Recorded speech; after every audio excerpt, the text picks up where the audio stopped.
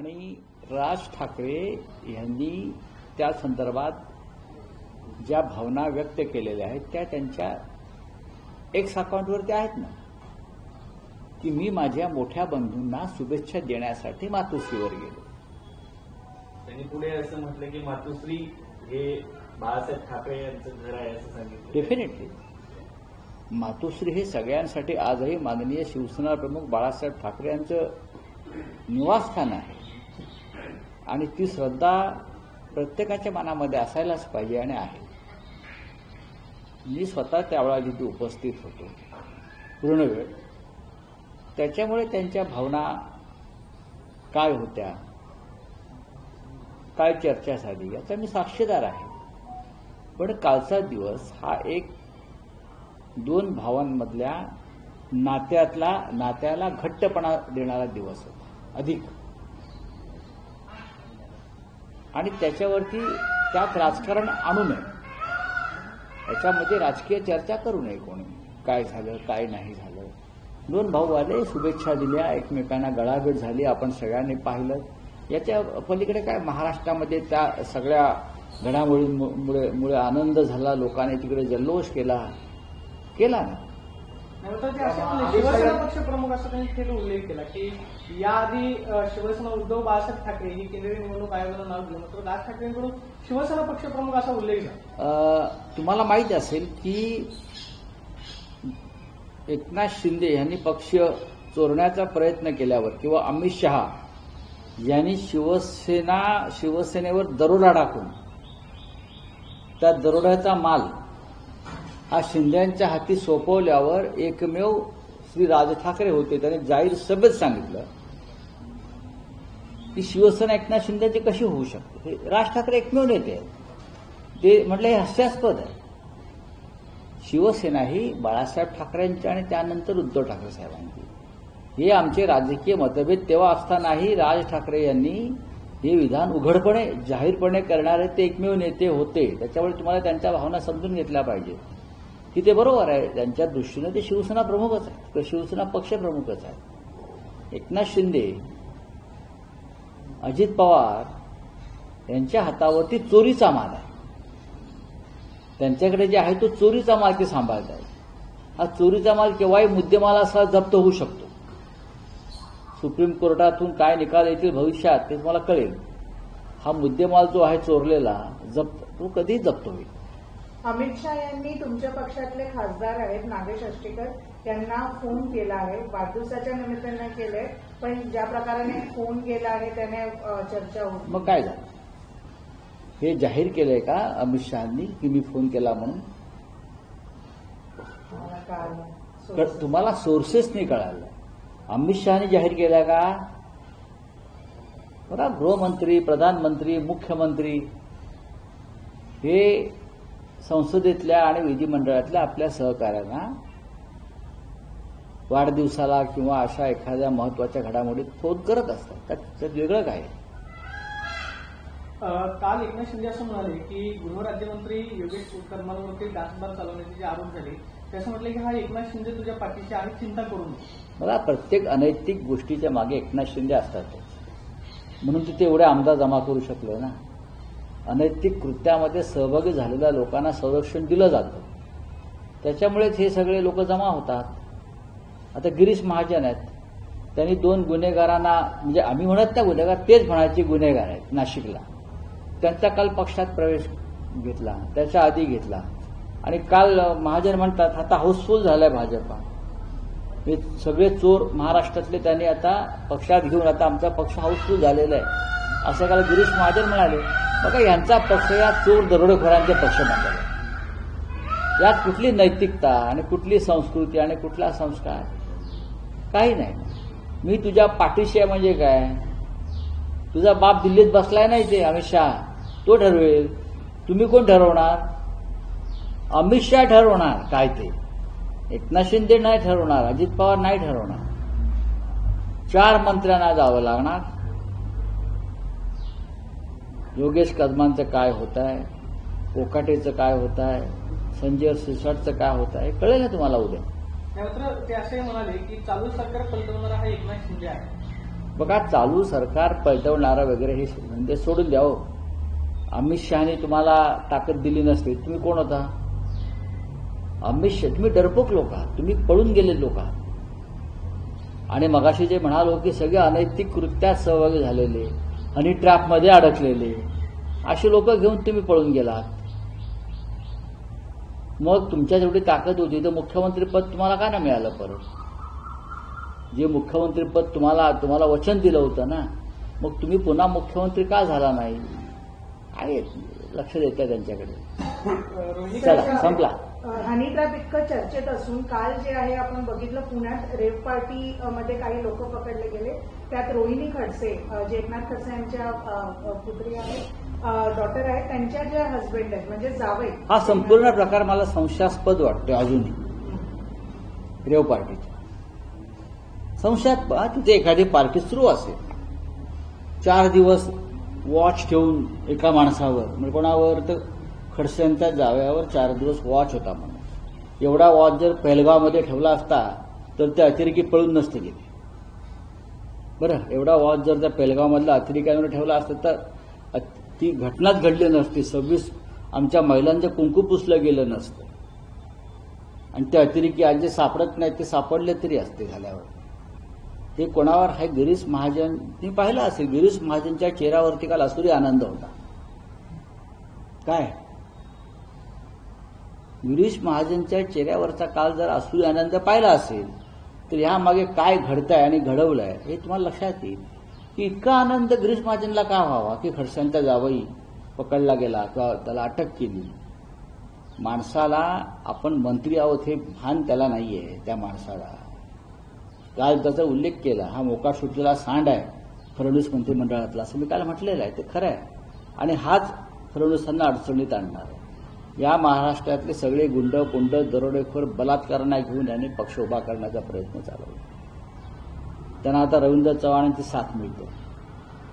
नैतिकता या राज्याच्या राजकारणात राहूच नये अशा प्रकारची भूमिका भारतीय जनता पक्षातल्या या लोकांनी घेतलेली आहे. काल जो रेव पार्टीचा प्रकार झाला तो जर खरा असेल, निष्पक्षपाती चौकशी केली तर त्याच्यामध्ये कठोर कारवाई का व्हायची ती होईल. पण गिरीश महाजन यांच्या चेहऱ्यावरती फक्त नाचायचेच बाकी होते. त्यांची जी काय बॉडी लँग्वेज होती, फक्त आता सापडले खडसेंच्या जावई सापडला. बघा, महाराष्ट्राच्या राजकारणामध्ये आम्ही किमान कष्ट पाळतो की कुटुंबापर्यंत आम्ही पोहोचलो नाही.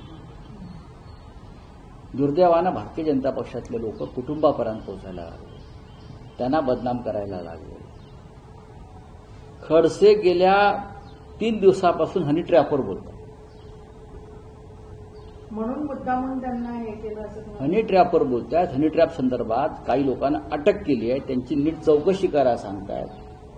त्या हनी ट्रॅपमध्ये गिरीश महाजन यांचा असलेला सहभागाविषयी बोलतात. त्याच्यावर तपास नाही, त्याच्यावर रेड्स पडत नाहीत. त्या संदर्भात पोलिसांना जाग नाही. पण अचानक खडसे बोलतात म्हणून खडसेंच्या जावयाला असं उचललं. हे महाराष्ट्रात सर्वत्र सुरू आहे. सर्वत्र सुरू आहे महाराष्ट्रामध्ये. जो तुमच्या विरुद्ध बोलेल त्याच्याकडे पोलीस जातात, त्याच्या घरात पोलीस घुसतात, त्याच्या मित्रांकडे पोलीस घुसतात. पोलीस हे चाकर झालेले. भारतीय जनता पार्टी हीच एक रेव पार्टी झाली आहे गुंडांची. अख्ख्या भारतीय जनता पक्षामध्ये रेव पार्टीचाच माहोल आहे. खोटे आरोप, खोटे गुन्हे दाखल करायचे आणि लोकांना त्रास द्यायचा. मग बलात्काराचे गुन्हे दाखल होत आहेत, रेव पार्टीचे गुन्हे दाखल होत आहेत, खुनाचे गुन्हे दाखल होत आहेत. खोटे. पोलिसांना लाज वाटली पाहिजे. खाकी वर्दी तुम्ही घालताय, तुम्ही शपथ घेतलेली आहे निष्पक्षपाती तपासाची. हे तुम्ही असं म्हणालात की पोलीस योग्य काम करत नाही. जर वेळ आली तर हनी ट्रॅपमधले जे लोक आहेत त्यांची नावं सार्वजनिक करणार का? का नाही करणार? खडसे तेच करत होते ना.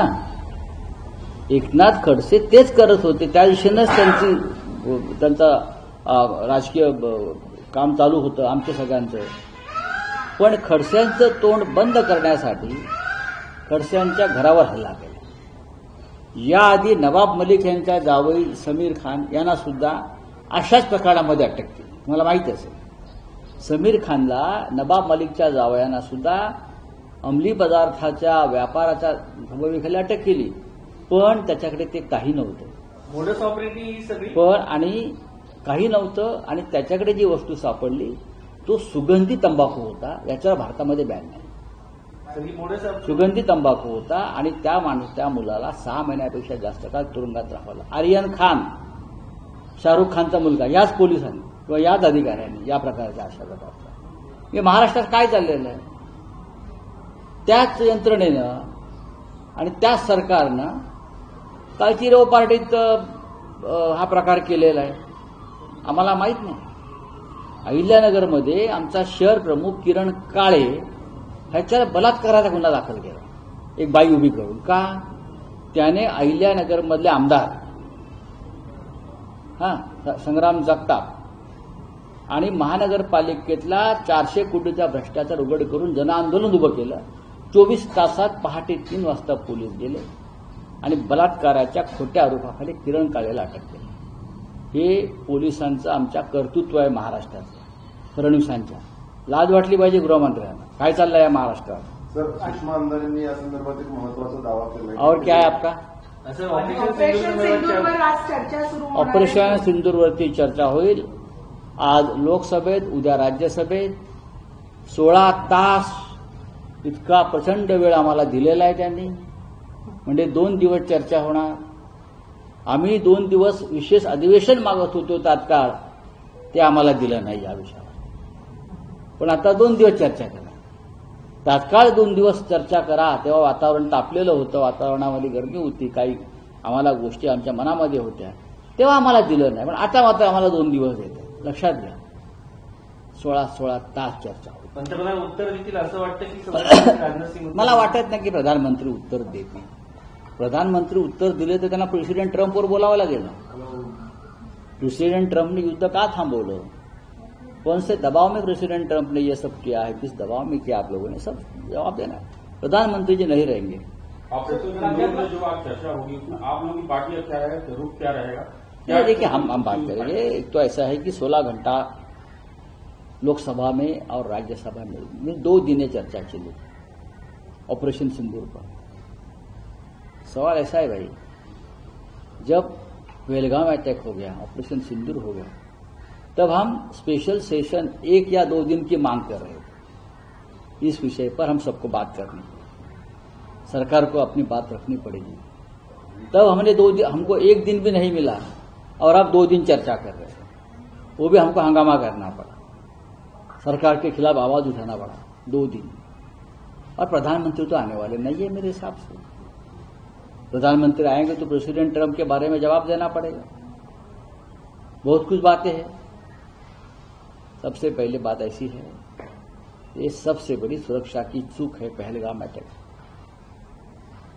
पूरे कश्मीर में जो कानून लगा है AFPSA, तो आर्म्स एक्ट के बारे में, अब केंद्र शासित प्रदेश है, पुलिस आपकी है, आर्मी आपकी है ना. फिर भी आतंकवादी अंदर घुस गए 400 किलोमीटर अंदर और अब तक मिले नहीं है. ये गृह मंत्रालय की सबसे बड़ी चूक है. तो गृह मंत्रालय को इस्तीफा देना चाहिए था गृह मंत्री को. ये तो कोर्ट मार्शल की केस है, कोर्ट मार्शल की केस है. पी चिदम्बरम का कहना है कि कोई प्रूफ नहीं है कि पाकिस्तान से टेररिस्ट आए हुए थे. हाँ, चिदम्बरम साहब ये ठीक बोलते होंगे. उसका मतलब तो यही बोल रहा हूं ना कि गृह मंत्रालय और गृह मंत्री को इस्तीफा देना चाहिए. उनके ऊपर कोर्ट मार्शल होना चाहिए. ये सबके ऊपर ये कैसे हो गया?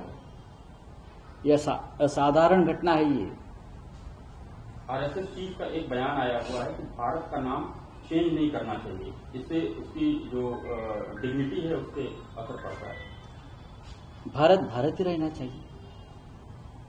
और सरसंघ चालक जो बोल रहे हैं उससे हम सहमत हैं. सर नागपूर सर, से बार-बार SIR इश्यू पे जो है विरोधक आज सिंदूर पे बोलो ना. सर, नागपूरच्या एका बिअरबारमध्ये चला रे. शासकीय फाईल घेऊन अधिकारी बसलेले आहेत आणि तिथे कामकाज होत आहे. व्हिडिओ मनीषनगर मधला. गिरीश महाजनना विचारावं लागेल हे त्यांचे लोक आहेत का.